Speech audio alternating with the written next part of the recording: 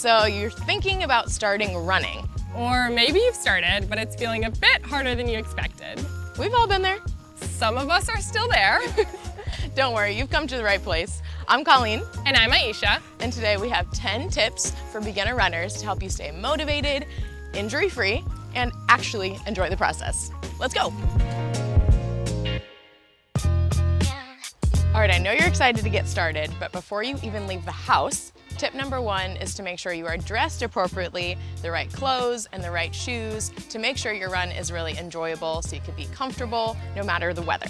So I actually recommend if you can go to your local running store, try different shoes on, and you can see what works for you depending on your gait and your running style, as well as your foot. So we're here in Boston right now, and the temperatures really vary. It gets super humid in the summers and then super cold in the winters. Do you have any tips on how to manage that? If you're thinking about the temperature outside, really think about how you're going to be warming up throughout the run, and you can actually dress for temperatures that are going to be about 10 degrees warmer than what the weather app says. So if you start feeling a little bit chilly, you're probably in the right spot. So now that we're dressed properly, what's the next step? Yeah, so next step is a good warm-up. I think it's really easy to skip this step, but I think this really sets us up for a tough run when we do that. So for this, I'm gonna recommend dynamic movements over static stretching. Dynamic movements are things that you're only doing for like a second or two. They could also include things like jumping or skipping. And then static stretching are stretches that you're gonna be holding for a longer period of time, like 30 seconds or up to a minute. And you're gonna save those static stretching movements for after your run. Tip number 3 is to start slow and build gradually. I think a lot of beginner runners get really excited in the beginning and maybe overcommit to a training plan that they can't really sustain. So it's really better to start a little conservative, maybe only running a few times a week for only a few miles, rather than committing to a lot at the beginning and having to back off. We don't want you to get injured or frustrated or just not have a great time with the experience. So what would you recommend for someone who's been running the same distance for a couple weeks now and is feeling ready to start adding some more mileage on? Yeah, I mean, if you have a consistent running schedule already going, that's awesome. And maybe you're getting a little excited, your body feels good, you're handling that, and it's probably time to bump up that mileage a little bit. And so one rule of thumb for that is what we call the 10% rule, which just means that week by week, you're only adding 10% more mileage. So for example, some quick math for you. If you're doing 20 miles a week, if you do 22 miles the next week, that would be a good spot. So if you're running 3 or 4 times a week, you might only be adding maybe a half a mile to each one of those runs. So we're not doubling mileage week by week or anything like that. And that will make sure that your body can really absorb that training and move forward again consistently. Tip number 4 is pace yourself.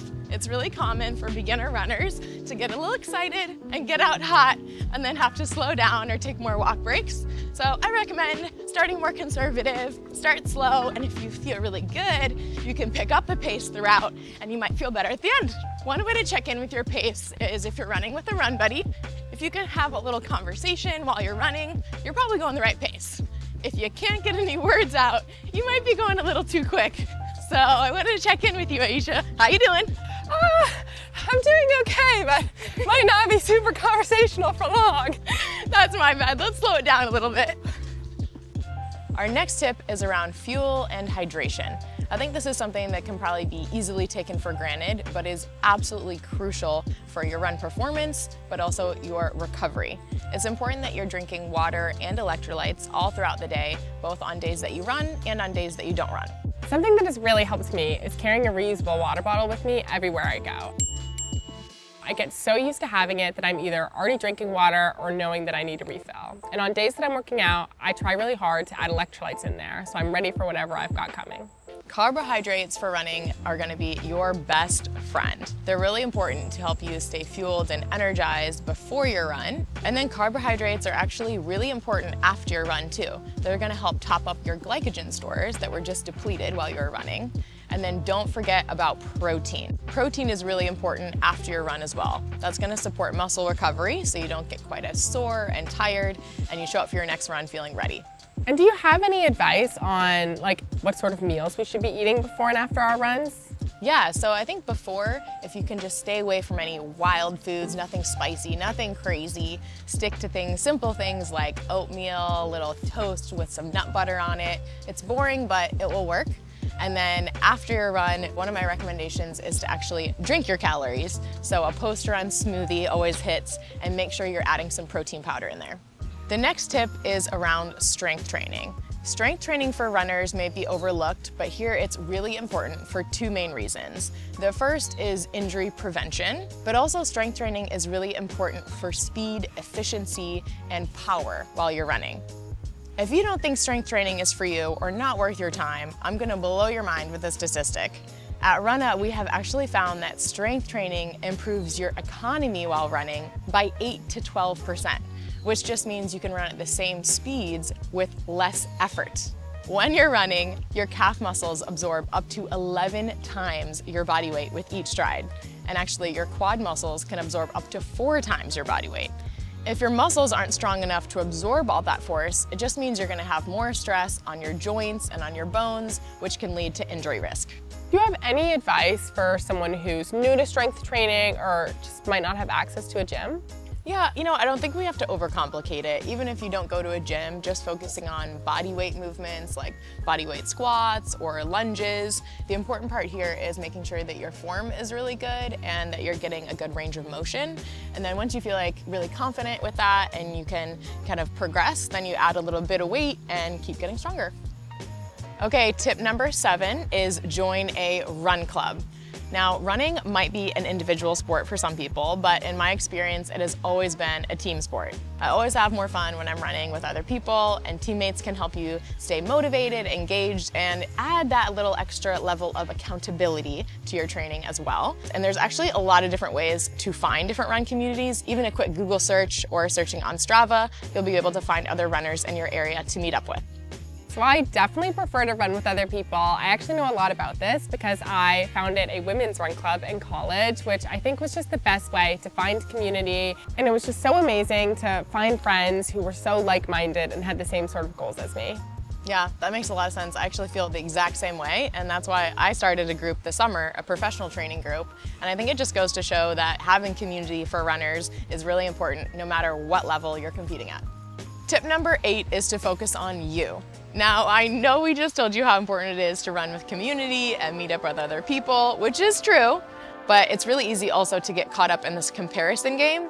And really, you just never know where other people are coming from. Maybe they're also new, maybe they're really experienced runners, maybe they're doing a recovery run or trying to hit a PR.